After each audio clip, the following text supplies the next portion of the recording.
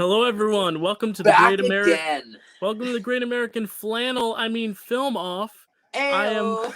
I am one of your hosts, Dylan Randazzo. I am joined by the one and only Krosby, Roza. Dylan and I look like a couple of lumberjack car hops right now. Right. You know, I don't think there's ever been a mockumentary made about lumberjack car hops, but now there will be. We're putting it out in the universe. You heard me. We're doing mockumentaries today. It's going to be a lot of fun. How the show works, basically, we set a topic. We break it down into 5 rubric points, the 5th one always being the famous Netflix and Chex Mix scale. Crosby will go over it in just a sec. We set a topic. We each pick one. Whoever lost the last film off will go first in this film off. In this case, that is me because I lost last week with gangster films. We talk about the movies. We break them down. We give a point to each. Whoever has first to 3 points wins. And then we read your choices that you sent in on the poll, on the Instagram poll. The Instagram was flooded this time with great suggestions, and it honestly made my job easier because I was like, oh, I want to be able to talk about that and that and that and that. But yeah, of course. The Instagram brought up a lot of good options, so now I can pick something, and I know that they'll take care of the rest. How are you doing, Krosby? You ready to do this? Oh, I'm good, buddy. I'm excited. This is a genre that, I don't know about you, my family introduced me to pretty young with like Christopher Guest movies and stuff like that. And it's also a genre that I've sort of grown into as I've gotten older. Like, I found them sort of funny when I was younger, but now as I grow older and older, I find them almost a higher form of comedy in a way, which sounds a little silly, but I think that is so. So should I go over our categories for this week? Let's do it. So the question we posed, as we said, was what is the best mockumentary? And that can mean many things, not just best. Oh, of course. Yeah, well, we broke it down into 5 categories. So the first. Best in show. This is sort of there you go. This is the award for kind of the comedic sensibility of the film. Mockumentaries are interesting as a genre topic because, sort of like gangster films, they are almost genre exclusive. A mockumentary is a comedy, almost by definition. So this is important. The way that it handles the comedy is important. I'm excited to see what you picked. Number 2, we've got the Blair Witch Believability Award, because for those of you who don't know, Blair Witch and Fargo was a movie like this. They were apparently so believable and fucked with the audience to such an extent that hordes of moviegoers thought that they were real movies, thought that Fargo was actually based on a crime that took place in Dakotas in the 90s, and believed that Blair Witch was a real documentary that was made. The Waititi Creativity Grant is personal favorite. Taika Waititi is a bit of an idol of mine. Yep. And this is to represent the real, like, nuts and bolts, wild, great ideas that these mockumentaries come up with. Because I will say, in order to do a mockumentary, you're almost required to come up with a brilliant concept. Use of documentary style, number 4. That one is, I think, almost goes without saying, but I think that's why we need to say it. Because the way that these movies are presented is really important, given that you're almost a double audience member. You're an audience member for the intended documentary that the fake characters in the film are making, and you're an audience member to the comedy movie that is spoofing that. Right. And finally, the Netflix and Chex Mix scale, always closing us out. It sort of changes day to day, doesn't it, Dylan? But it's sort of a measure of how rewatchable it is versus how much you want to show it to other people, how much you want to show it to a date or a family member, or maybe it's so draining that you don't want to watch it at all. Exactly. And that works against it in this case. Exactly. It's a big scale. But I'd say these mockumentaries across the board are all pretty rewatchable to some extent. 100%. It won't be like the first episode we did with What Makes You Cry the Most, where it's like if the most rewatchable is the one that's pulling you out of the rut of tears. Exactly. So a lot of great choices. I mean, it's going to be tough because I got to go first because I lost the last one. And I feel bad. I know you said he was your idol, but I'm going with Taika Waititi's What We Do in the Shadows. Oh my goodness! I just tell me, was that your pick? Choice. Was that your pick? It was. Oh, now I feel even worse. I can switch Don't it if you feel want. bad. I have a fabulous backup. That's a great. Why did you pick it though? Tell me. Tell me why Yeah, it's your I top. mean, again, we'll get into each level Of course. deep down, but I think I saw a couple of the Christopher Guest ones when I was younger. You know, I saw bits and pieces of like a Borat, you know, other movies that use that Hmm. style, but this was the first one where I was really like, wow, they did like a documentary. Like it was just so cool. I was just blown away by the fact that it was like, why hadn't anyone thought of this? And it was one of those things. My mom and I were watching the first time we saw it around Halloween time last year. It was fresh, but Oh, um, so funny. yeah, it's just interesting because we were like, how has this not been made yet? This is such a just brilliant concept. I think a lot of these movies, it's like, why hasn't anyone made a movie about this? Because Right. Yeah. and then you have this element of fiction as well that helps Oh, elevate it even absolutely. more. It's Yeah. not like capturing a real life thing, like some of the Christopher Guest ones, where it's like it could very well just be a documentary, which I Yes. think Yeah. just makes this interesting. It's also a great horror comedy in general without the documentary style itself. 100%. Yeah. Just it's hilarious through and through. The cast is great. Taika Waititi directs, he stars. Yeah, it's a really great movie. I'm blanking on the other director's name. Oh my gosh, Jermaine Clement, did he also direct it? Yeah. I believe he did. I know that he worked on the Yeah, script. they both directed it. They both starred in it. Um, it's a TV show now. Yeah. I know A very later down the line, successful one. we did discuss that we will be covering TV shows based on movies and vice versa at another point later Eventually. down the line once we have time to binge them all. But this is definitely on the list. I haven't watched the show, but it's one of my favorite new discoveries over the past few years of movies that Oh, just for sure. blew me away with originality. So that is my pick. What We Do in the Shadows from 2014, I believe, or Yes, 2015. 2014. Yeah, 2014 from New Zealand, 2015 in America. Either way, 2014 because that's really where it started in New Zealand because it's got that True. great New Zealand comedy. Oh. Crosby, what are you? I know this is the first time I think we're gonna have to pick a backup. So what is It your is. backup? Yeah. No, I'm Um, honored. I'm honored to what, be what, first. hey, that's I what you just get think though for winning last week. You know. yeah, exactly. I just think that's a fabulous pick. I was also going to pick it because it's just like you're saying, it is so damn original. You can't find anything out there that's like What We Do in the Shadows. It's just brilliant.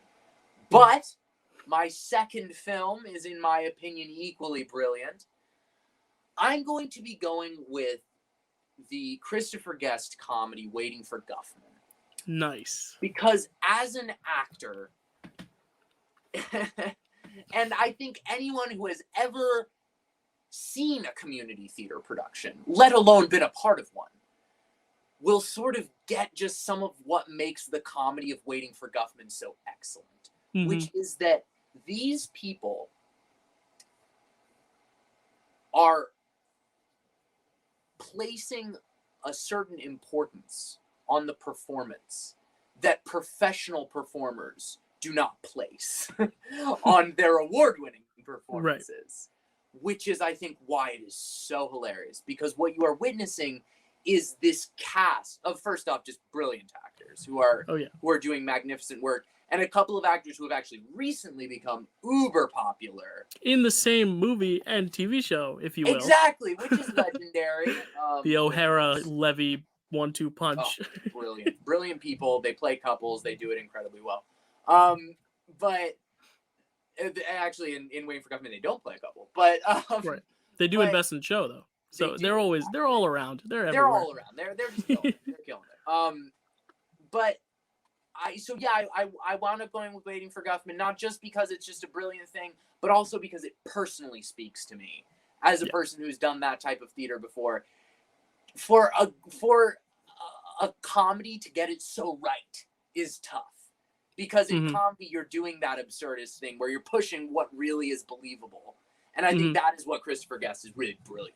Yeah, and that's a perfect segue to our first one, which is the Best in Show.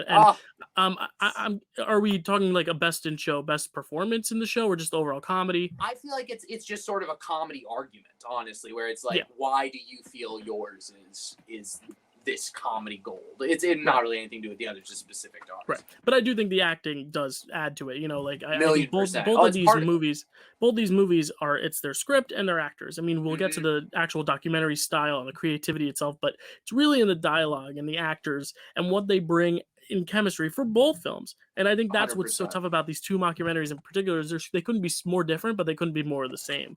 Yeah. So starting with What We Do in the Shadows, I mean, comedy, it's just so clever. Just the way they use these very typical vampire things that you see, like they have to be invited in, and they suck the Absolutely. blood, and they have the werewolves, and they can't be in the sunlight, but they do that in such a creative way. They really subvert those tropes while also hammering home those tropes. Hmm. And it really makes for an effective comedic piece. I mean, I just think the dialogue itself, paired with almost the accent, I think the accents do add a lot to the humor, because it's not this scary, very daunting vampire No. voice. It's werewolves, not swearwolves. Like we're very nonchalant. Like it's very like, Yeah. I can't do a good New Zealand accent. I'm sure you do a better one if you want to give us a Oh. little try, but a little taste. But Just do it like a rugby player. Just talk about right, but it, you. it really adds to it, because it's like almost like this goofiness Yeah. and the silliness brought even further through the actors to the comedy. I mean, the trio, the trio at the forefront, and then bringing in that fourth guy who gets Yes, bit and then absolutely, Nick. becomes a Yeah. vampire. I mean, it's just so clever and so creative. And we'll get into creativity later, but in just terms of the comedy itself, I mean, Hmm.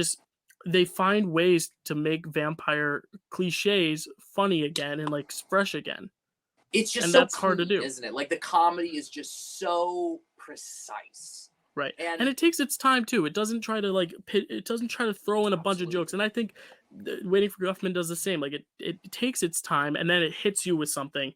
And even when it's taking its time, when it's not going for a punchline, it's still the anticipation, the build up. Like in that whole opening sequence when he's Taika Waititi's character. I'm bad with names, so I'll just refer to the actors.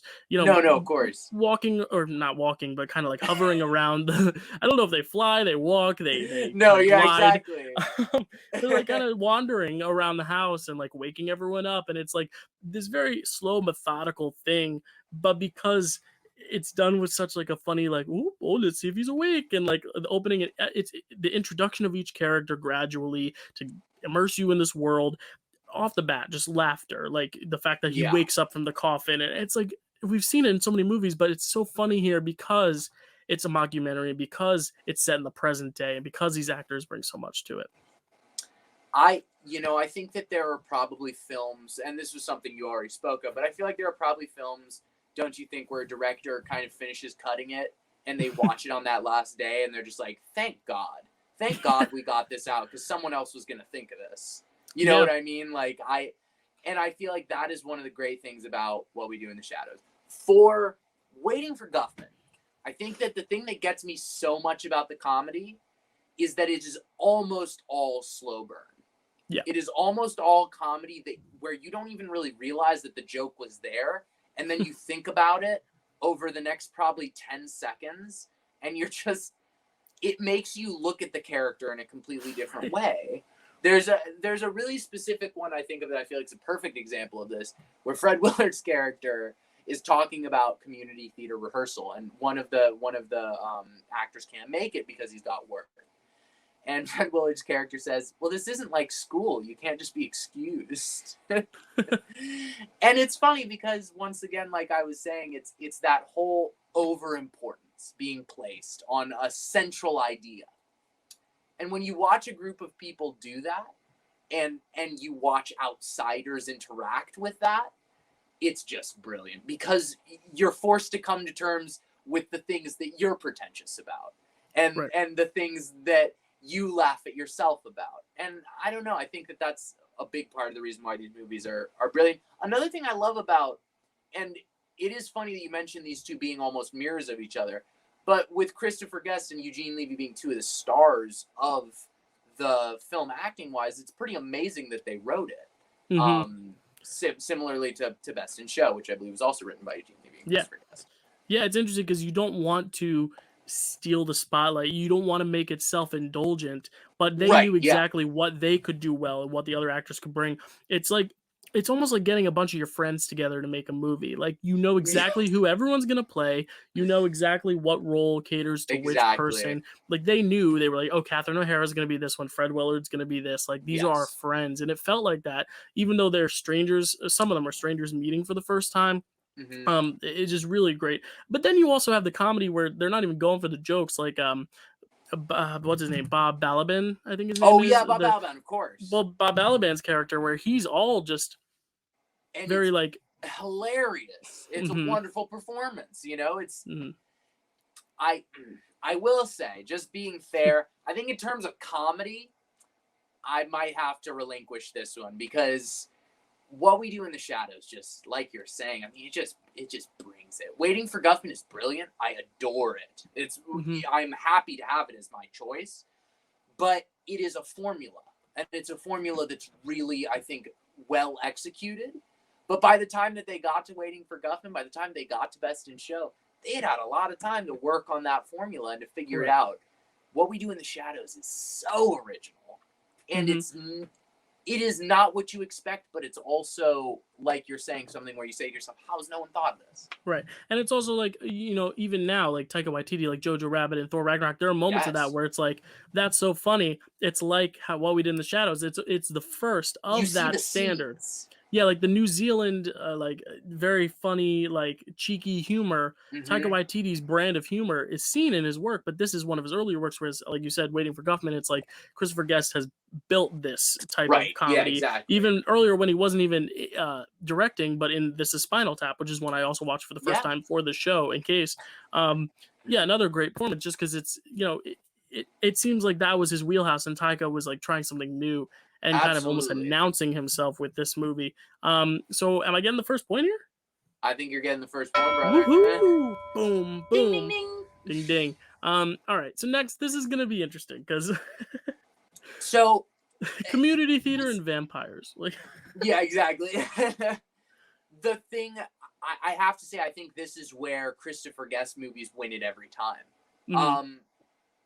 The brilliance for those audio listeners, it's the Blair Witch Believability Award. Sorry, we didn't really segue. Yeah, I forget sometimes that there are people listening rather than watching. We just got to explain. We're moving on now to number 2, the Blair Witch Believability Award. Carry on, Krosby. Carry on. Thank you, sir. Thank you. I will say I think that is that's where 100% of the humor comes from in Christopher Guest movies, because the jokes are not these delicately constructed, really biting, you know, acerbic lines. They're human behavior exemplified and delivered in a way that is so natural that you're forced to almost laugh out of embarrassment. I think it's just few pieces can capture that. Waiting for Guffman, Best in Show, Mighty Wind. I would say those all captured it brilliantly. Yeah. And they really play into the actor's own like personas too. Like the Eugene Levy 100%. Scene, my favorite scene of his is the one where he's like, if I take off my glasses, I'm literally cross-eyed. And that man has always been famous for two things: his eyebrows and his glasses.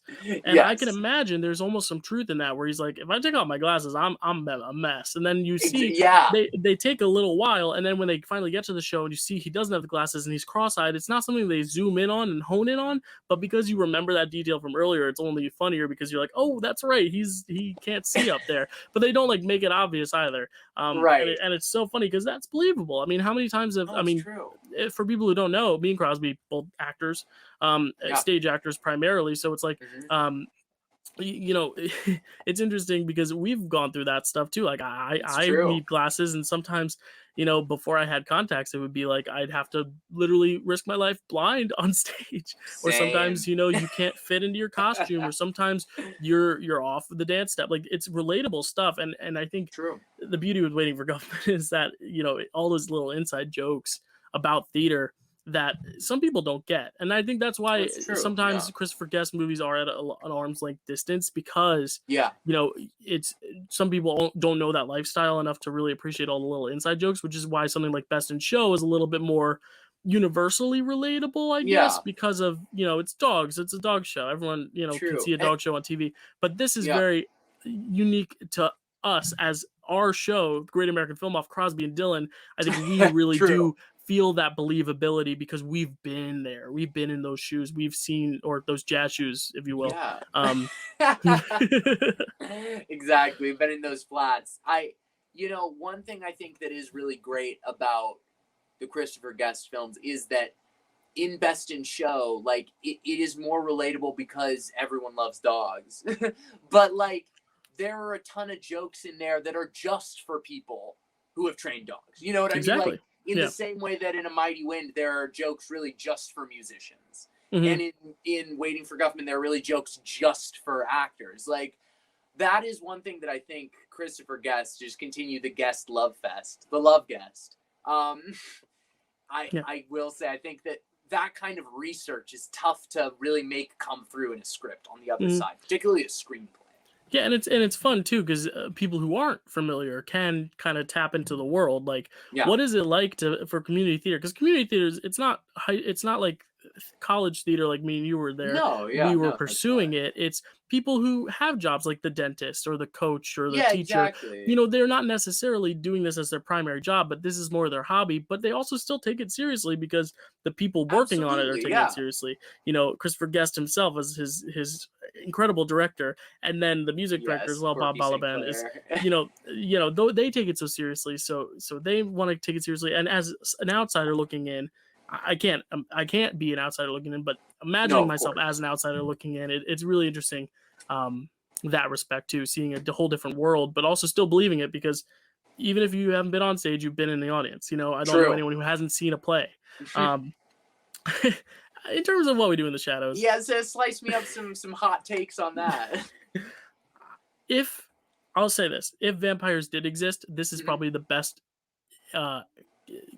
capturing of what that would be.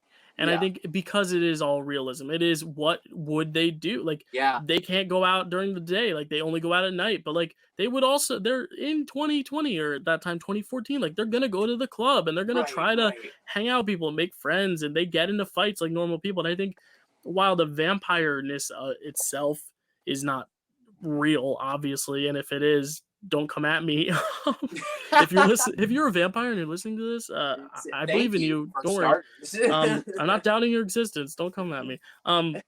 But it's like, you know, if you move past that, it's a story about friendship and fitting in, and you know, almost like a college frat, like these guys who live together, and it's like you're becoming one of us, and there's the rivals over there, and like let's go to the dance, and there's an ex-girlfriend. Like, it's almost like a college story, just with vampires who've been thousands and thousands of years old. But I mean, in terms of believability, it's hard to compete because, you know. I mean, sure, I think, you know, if you take believability in the way that we think of it, but I will say I think that's a good point, in that the whole, you know, if they did exist, I'll bet it would be like this, because it's almost smacks of Stephen King the slightest bit, doesn't it? Where it's like the whole magical realism, where it's like, we're gonna say that vampires exist, but they live with us. They're not the ones in power. They have to live with humans, and they have to not get noticed by humans. You know what I mean? And da-da-da-da-da. And I think, I don't know, I do love that. But I've got to pull for Chris on this. I'm going for Waiting for Guffman too. Again, because it is real. It's real life. This could be, and we'll get into the use of documentary style. This, if you had told me this was a documentary, I would believe you. Yeah. Because unless you know the actors, absolutely, it could very well happen. 100%. Agreed. Agreed. Which is interesting, because Blair Witch, the inspiration behind this rubric point, is very much not a real life thing that we see all the time, but because of how it's done, it feels believable. Whereas What We Do in the Shadows does still have that element of it is fantasy. So Krosby, you got the point. Ding ding ding ding. We got 1-1. So I mean, oh god, maybe give me a little handicap here by the name itself, but I do want to hear what you have to say also, because again, these are such different films. Even though they are similar, they're different. But they all bring different creativity. So go ahead with Waiting for Guffman, creativity-wise. Well, what I'll say about the creativity is that I think a lot of creative brilliance comes... I'm not going to argue that Waiting for Guffman is as creative as What We Do in the Shadows. I think What We Do in the Shadows is, and I hate to handicap myself, I think it's arguably the most creative film of the 21st century. But I will say, I think there is something brilliant about a really talented writer, director, actor, etc., who can look at something that is somewhat mundane, like a community theater production, or something that is not even necessarily mundane, but that is almost mystifying, like a dog show or a folk concert, and says, I want to get in there and I want to make it funny. Because, like, that's a hard thing. That's committing yourself to two things. That's committing yourself, number one, to learning about the thing in question, to learning everything about musical theater, about about this, about that. And it is then also saying, okay, and then I'm going to take that and I'm going to put it through my sausage mill and I'm going to have a funny movie. And that's tough. And so I think that without a doubt, Christopher Guest deserves his back slaps for waiting for Government. I will say I also love the ending where he's showing around his like little theater tchotchkes. Like that It's alone amazing. is creativity, because those things don't exist. Like the little tchotchkes, like the I'm trying to think of like the lunchbox. But there are actors who love to collect. Right, and it just created the types of movies, like I think it was like My Dinner with Andre, like action figures. Yeah. Like it's so freaking silly, but honestly, it's so creative because it's like it's not showing off this is my Wicked poster or this is my Dear Evan Hansen cast. Like no, it's like this is this absurd shit that only this guy would have, and I think that's an element of creativity for the boundaries that this film sets. The amount of creativity within it is so good, and we got to talk about the show itself that they put on, because 100%. I think that does display a lot of the creativity. No, it's true. It what I love about it, for those of you who don't know, and this isn't a spoiler, but Waiting for Guffman is a mockumentary set in a town that is celebrating, I believe it's not a centennial, it's like 175th, something like that, and the town is celebrating by having the resident community theater director put on a production celebrating the town's history. It's a musical production. And the way that they tell the story of the town is essentially to just assign each era of time a musical number. Right. And I will say, I think this is very funny because it does smack heavily of the sort of, okay, we're just going to organize it and then rehearse and then it'll come together. And the really funny thing about the movie, this is not a spoiler, but it does. Eventually it does, because shows, when you're doing them, pretty much always come together at the last minute. And somehow, that is something that this has in common with other productions, and with productions that might be thought of as you know, quite a bit loftier in their goals and in their talents. But the great thing about, I think, mockumentaries is they almost always, though they come from a place of an acidic commentary, they almost always tell stories of bringing people together, you know? And I will say, Guffman certainly does that. Yeah, and just like those set pieces themselves and the songs themselves, they're very creative songs. Like they're very well written, and they are funny to the audience, but also like meaningful to the context of that town, because that town is very proud of their town. In terms of What We Do in the Shadows, lay it on me. They've got so much creativity just at the seams. Again, like I said, like to take such cliches that we see in other movies like The Lost Boys and even Twilight and other movies of this sort. I don't know why that was the second example I thought of. I'm sure there's plenty better ones, but you know, it's Dracula. There we go. There you go. That idea of like, oh, can you invite me in? Like just so funny. Like the idea that they don't age, and then he has like that one woman that he loves, and honestly, a lot of the creativity here is not just in the humor, but in those moments, in the moments of heart, absolutely, in the moments of wow, we are aging, and like, or they are aging and we are not, and like he has this love, and then he ends up reconnecting with her, and then he bites her at the end, and they're all together. It's so sweet. Like, it's those sweet movies too that aren't given enough credit, because a lot of the credit is given to the funny creative stuff, but also you have to give attention to the creative stuff that's sentimental, because in a mockumentary you're expecting the comedy, so it's really the other stuff that's the surprising stuff, when it can get you in the feels. And this movie is not. It's much more, if it's a ratio, it's much more humor to tear jerk, but it's every still, movie tries to do that, right? And I think this does so successfully. Even the side character of what's his name? Of Stu. Stu. Yes, Stu. sorry, I was looking it up. You're an expert. Yeah, Stu is great. It's such a creative choice to have this guy, because it's played by a guy named Stu.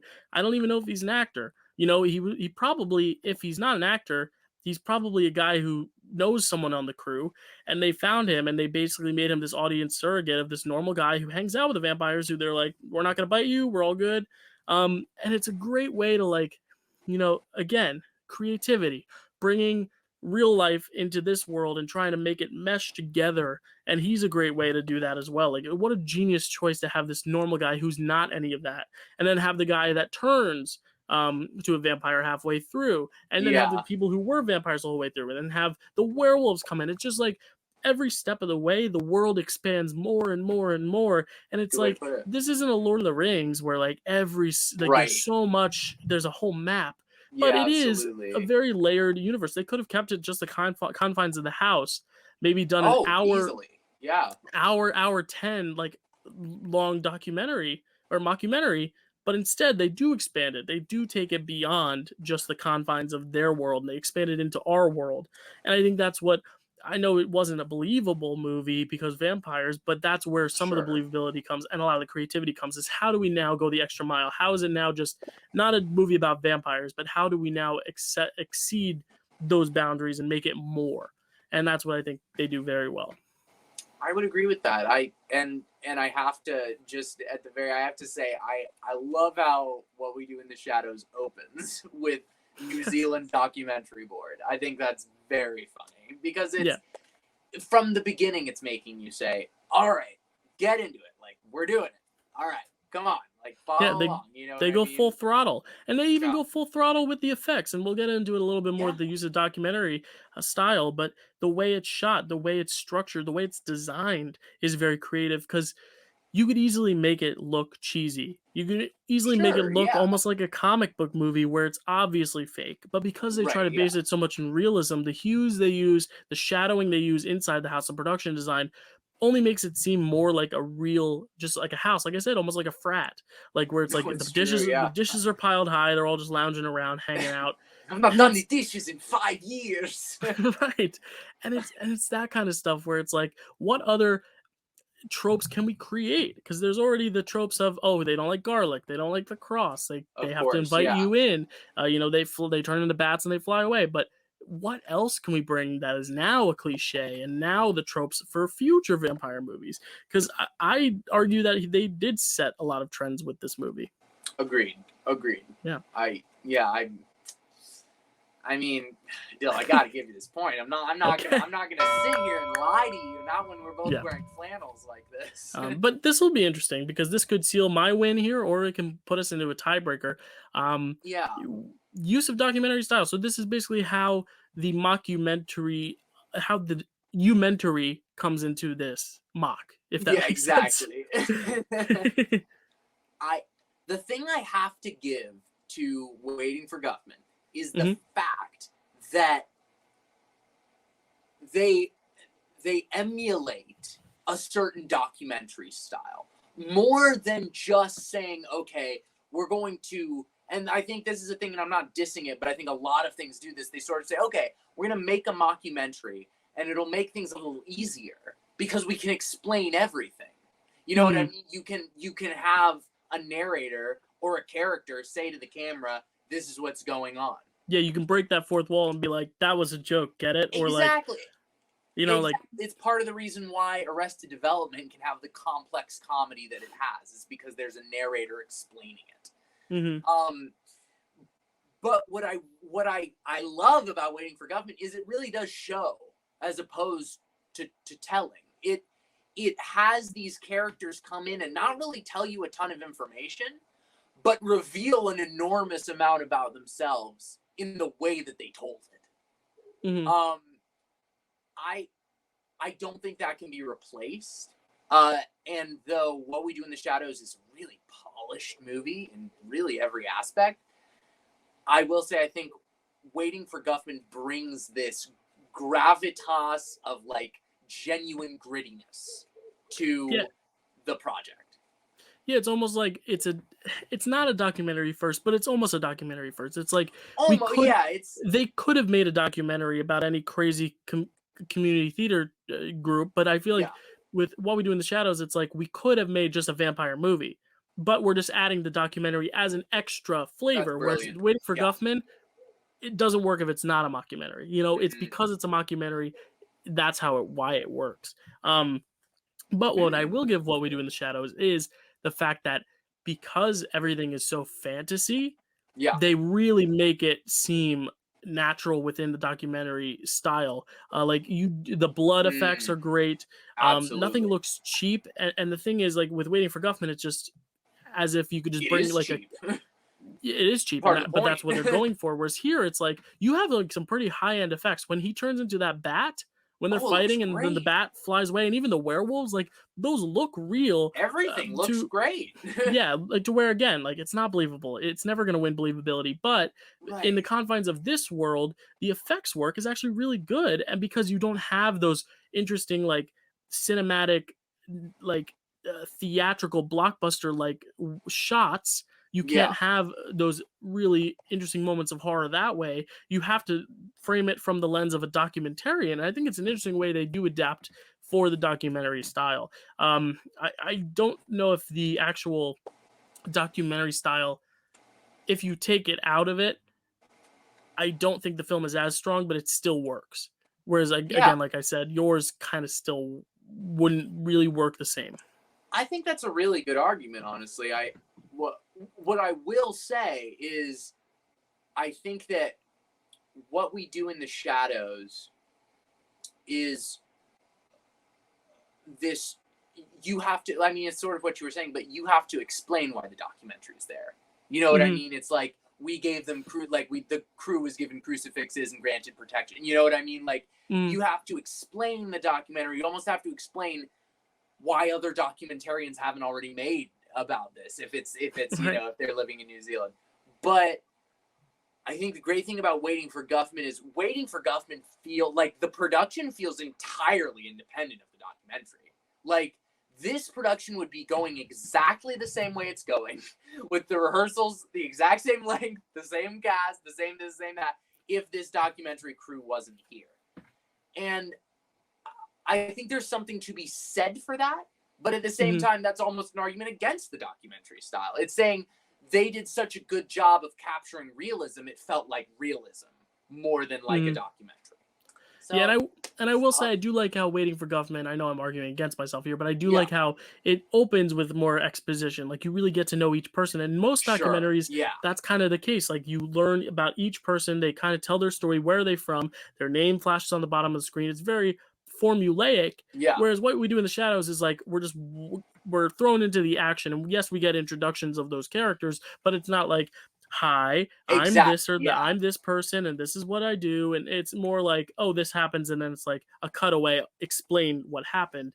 It's not your traditional documentary style, and I like it because of that. I like how it's not formulaic. But again, I think you could do a really cool vampire movie about vampires living in New Zealand present day with or without the documentary style.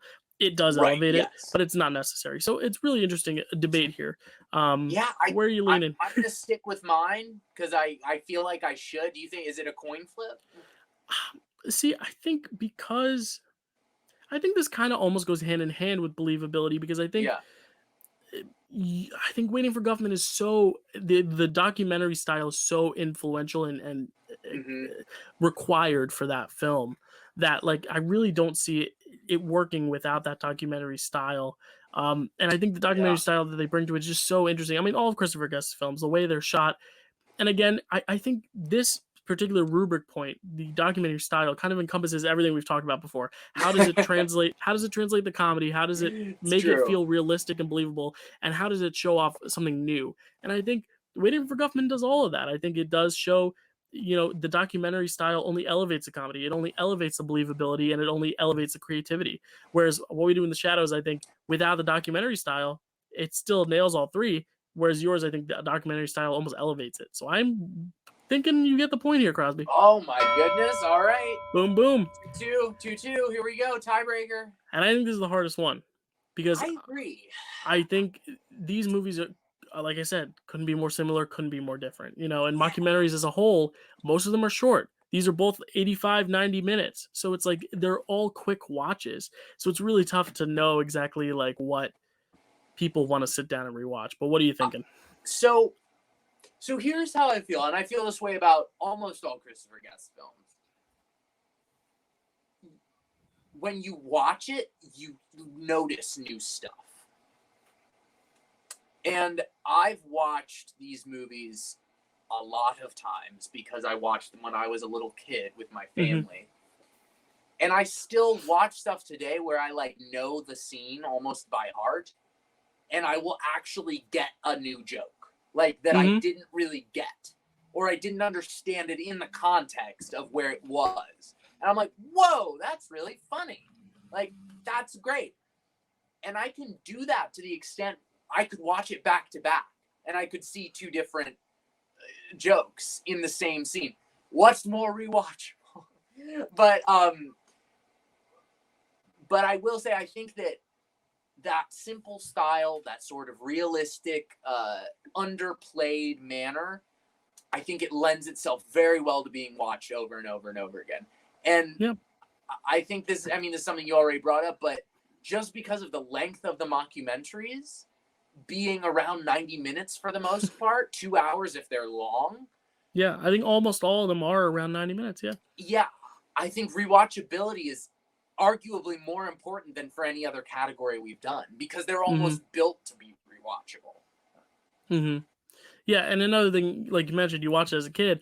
When I watched Waiting for Guffman scenes from it when I was younger with a bunch of my friends from my middle school theater class, like there were songs that stuck with me that rewatching it now this past week, because I did rewatch this last week. There are songs that I'm like, oh, I know these lines again, like the Teacher's Pet song. Like, I know this. Like, it's just interesting how it sticks with you. But like back then, it was just like, haha, they're singing silly songs. But now, looking at it in this lens, it's like, oh, wait, these songs are so much funnier than I thought they were. And it's almost like comedy that can appeal. And I think Best in Show, the same thing. Like, comedy can appeal to younger audiences, but as you get older, you get those other adult nuances. Almost like animation today. I mean, Shrek, the day we're recording this, Shrek is celebrating its 20th anniversary. Yep, May 18th. And 20. I think that's another movie where it's like it's surface level, very entertainment for the family, but then as you get older, you kind of see these inside jokes and nuances. I think the same thing for Waiting for Guffman and other Christopher Guest films can be said also. You watch it once when you're younger, and as you get older, you kind of get more of the nuances. And that's with most comedies that are family friendly. And I'd say Waiting for Guffman absolutely is. What We Do in the Shadows, I've watched it a lot of times, and I just think, for me, I think it's interesting because both these movies have multiple genres. Yours is a comedy mockumentary that's also a musical. Mine is a comedy mockumentary that is also a horror, because it's a horror comedy, and yours is a musical comedy. So it's like you've got multiple genres in both, and it's like one of those movies where Halloween time, I'm gonna watch it because it's spooky. Any other time of the year, I'm going to watch it because it's funny. There's no set time of the year. It's not like a Christmas movie where it's only for that time of the year. Right. If you want to just sit back and laugh. Great buddy movie if you're sitting around drinking, having a few 100%. Beers, cigars. It's one of those movies that you can watch at any time, even though it is specifically a horror comedy. It's a universal enough comedy that's not confined to just like spooky season like a Halloween is. I only watch Halloween around the Halloween, but this I can watch any time of the year. And again, like I think the same thing to be said with yours can be said about mine, and the fact that every time you watch it, you get something new out of it. Absolutely, yeah, it's just tough because I'm thinking the first time you watch it, I think my movie might What We Do in the Shadows might take you by surprise more. But I'm trying to think as someone rewatching, it's tough because both are just so rewatchable. I hate to slander my choice in this way, but What We Do in the Shadows is just a better movie. It's a better movie.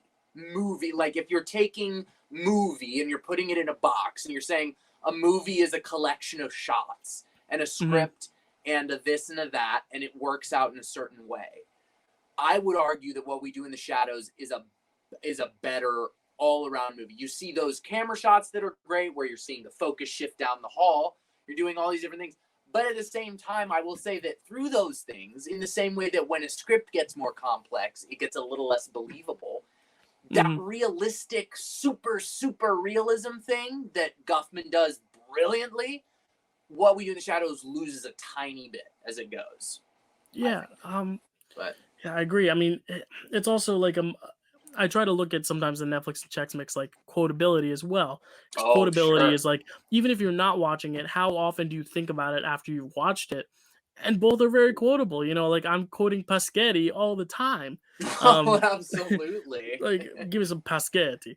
Like, it's just, it's tough. Like, both of these are just so endlessly rewatchable, and they're so different that it's not like, it's whatever you're in the mood for. If you're not in the mood for something bloody or gory, there is a lot of gore in this movie. Oh, there is. Sure. That first date. The point. It's not like scary. You know what I mean? It's not Saw, but it's a bit Python-esque, isn't it? It's like it's almost like if Quentin Tarantino actually used it for comedy. You know what I mean? For comic effect as opposed to dramatic effect. Mm-hmm. Yeah. And again, like, I love that scene where he's on a first date with that woman, and where it's going, funny. But she doesn't really know. When he puts the newspaper down, like, it's so funny. It's like, no one else is coming in here except for your documentary crew and other vampires. Exactly. Yet you're putting down all this newspaper, like, trying to be all tidy when your dishes are piling up. Like, it's so funny that he has to put it down, and then he, like, the whole thing happens and blood spurting all over the place. It's tough though. Yeah, it's like, if you want that, that's a perfect way to watch it. But again, sometimes you just want to watch something more based in realism. And that's the thing with just tastes in general. Sometimes you don't need something fantasy. You want something more grounded in reality, and vice versa. Sometimes you need more escapism than something real. Even though I do argue Guffman is also escapism. So I don't know. What do you think? This is a tough one. I think we both bring our decent arguments to the table. I would say I think this might be a flip to decide. All right, so here's where we're at. First show, I won with Toy Story 3. Okay. Second show, you won with Wallace and Gromit. Oh, wow. Third show, I believe I won with, I'm blanking on what show. Oh, with Spider-Man for pre-MCU. Spider-Man, that's right. Yeah. Then for the Oscars, we each won 3. And then last week you won with Gangsters. So we're 5-5.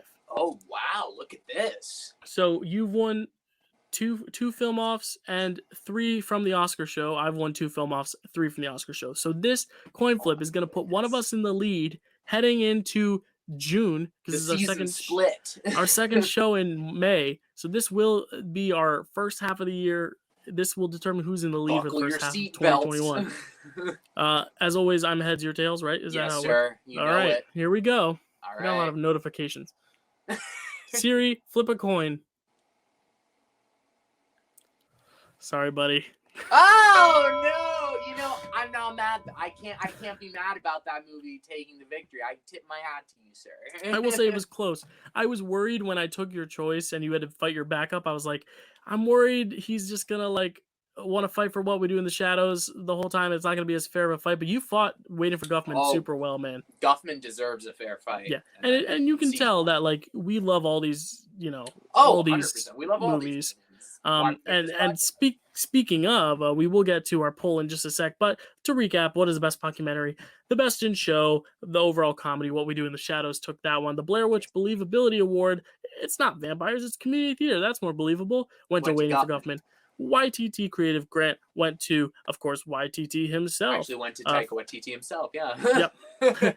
And then use of documentary style, we went with Waiting for Guffman. And then Siri decided that the most rewatchable one that she wanted to rewatch the most was What We Do in the Shadows. So the best mockumentary for now is What We Do in the Shadows. But as always, we have a poll, and we had let's hear what the viewers think. We had some good responses. I mean, I'm just excited to see exactly how this goes. Give me a second. Because there are also some that I blank on sometimes. Yeah, and again, there were so many to choose from. There was no right or wrong option. All right, here we go. True. So, first, Emma is one of the people who is the girl who introduced me to Waiting for Guffman. She's a great friend of mine. So she said Guffman with multiple exclamation marks. So Emma, thank you for introducing me to that. Krosby agrees with you. Jesse says I, Tanya, or Waiting for Guffman, hands down. I, Tanya is great. It's interesting because it's some of it's more biopic drama, some of it, but it is mockumentary because there's definitely fourth wall breaks. Okay. Allison says best is too broad. Funniest has to be Borat, but cinematically, best wise, I, Tanya. Interesting. All right. Great giving us 2 answers there. Thomas says Waiting for Guffman, easy. So there's another one for you, Krosby. I'm hearing a lot of Guffman support. Yeah. That wasn't even my first choice. Jillian says Borat. Okay. Alyssa Thank you, Alyssa. Says, out of the ones I've seen, What We Do in the Shadows. Good Thank choice. you very much. Ben says, it's got to be Borat. Lily says, Best in Show. Absolutely. Good. Kelsey says, I, Tanya, baby. Max says, Waiting for Guffman. Another person who agrees with you. PK said, Spinal Tap. So that's another. I see the original, you know. Yeah, that's like the OG mockumentary. I watched it for the first time. I think it's a little. I saw it probably at the wrong time. I wish I had seen it. This is Spinal Tap. Yeah, I think it's fine. I honestly, a lot of people think it's like brilliant, but for me, it's not as funny as the rest. Yeah, I definitely related to the other ones better. And then two more broad answers. My sister Nina has not seen a mockumentary movie, but she loves The Office, so she wanted to give it a shout out.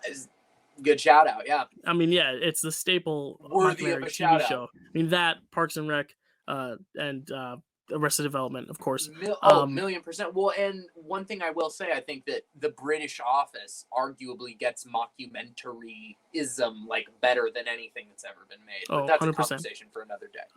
Yes.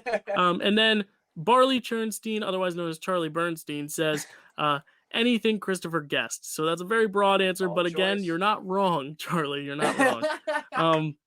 So many great choices. I mean, we had some love for, of course, Guffman and What We Do in the Shadows. We had love for Best in Show, which I watched for the first time yesterday. I loved it. That was my backup. I really, really did like it. Movie, right? So good. Funny. Again, Eugene Levy and Catherine O'Hara. They do no wrong. So wonderful. And then, we saw some love for Borat. Borat was on my radar as well. A bit of I, Tanya love. Quite a bit. Yeah, a lot of, again, maybe they want something more dramatic. And again, that would have hurt it for the Best in Show award for us because, we were going more for comedy. But, it's interesting to see. That's probably the only drama on that list. It has some dark comedy, but it's mostly drama. It's interesting to see a drama mockumentary work like that. And all across the board, great picks. Yeah, agreed.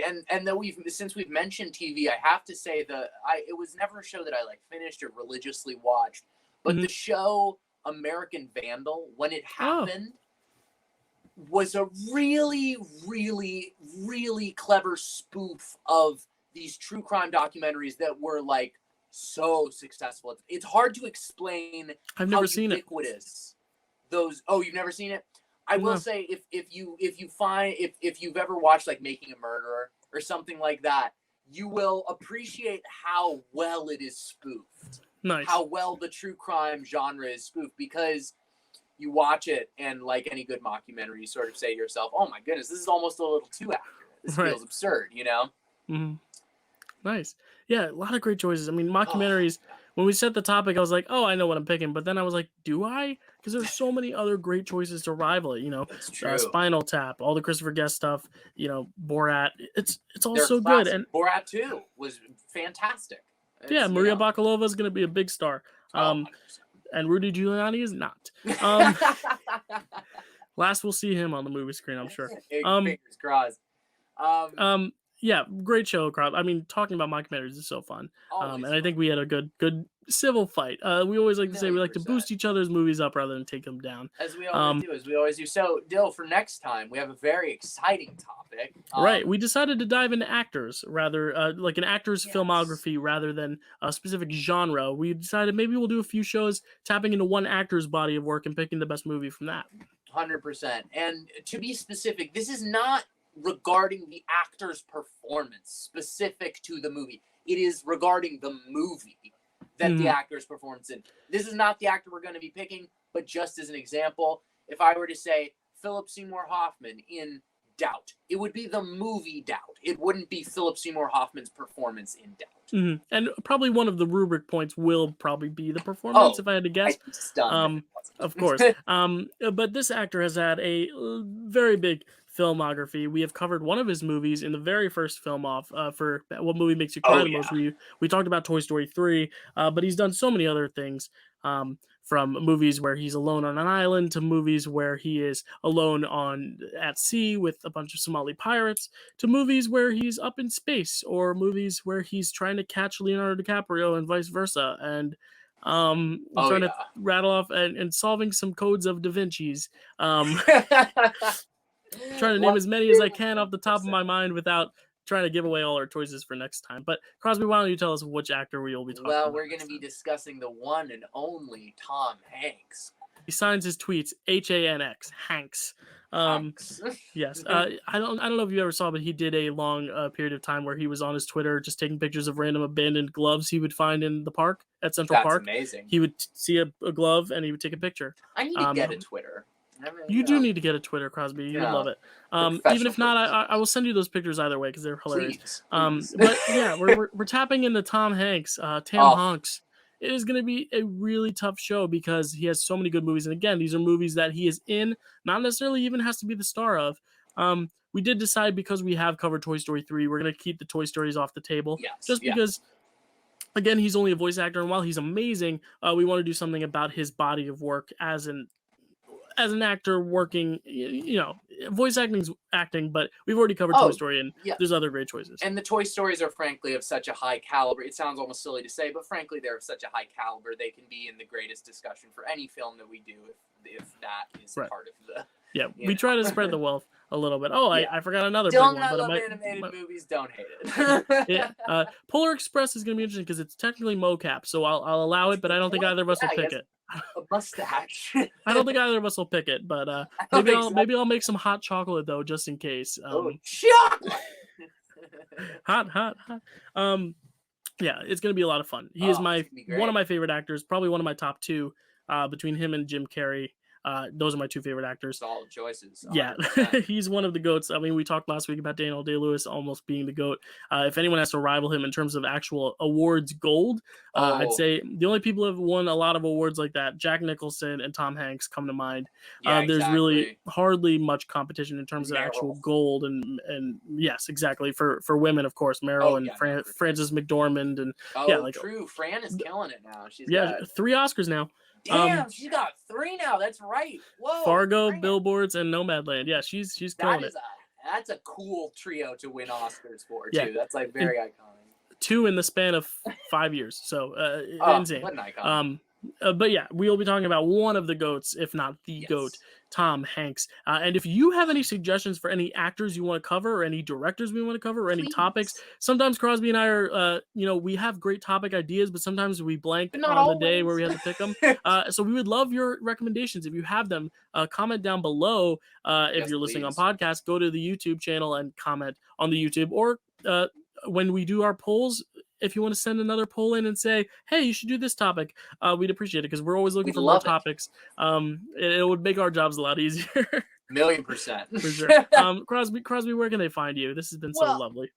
They can find me on Instagram at KrosbyJRoza. And where can they find you, Mr. Randazzo? They can find me at Twitter/letterbox at Dylan_Randazzo. And then, of course, here, if you're watching at the Dill Pickle Movie Network, got a lot of shows coming up in the next few weeks here as we wrap up May and transition into June. I'm actually doing something fun in June. I'm doing a 2011 retrospective. So I'm basically looking at movies from 10 years ago and checking them out in the lens of 2021 as opposed to 2011. So I'll be watching some classics. The last Harry Potter movie came out in 2011.